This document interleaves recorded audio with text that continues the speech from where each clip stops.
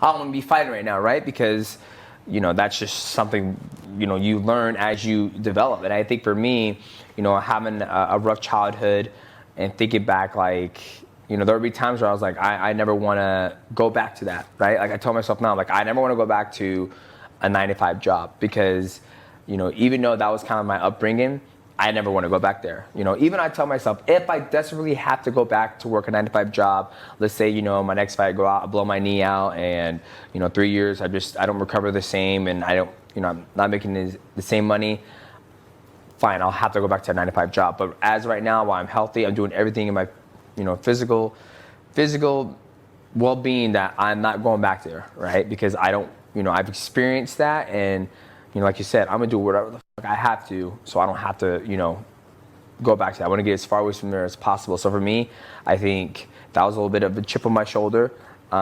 Seeing other athletes get opportunities that I didn't get the opportunity to do, even though I was more successful than they are.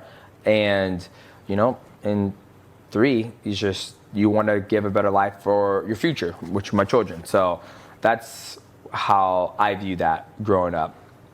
Is a good point you make that everybody wishes you could go back 15 years and I should have bought this or I should have done that. Could you imagine now? Could you imagine? It's like, oh man, if you would have just done something different, like if you would have known this company was going to be what it is today, right? Like that is just, I tell myself that all the time. Like when everybody asks me this, if you were your younger self or younger athletes, what would you tell them? Like, invest your money, invest it in things invest it in companies that you believe in, and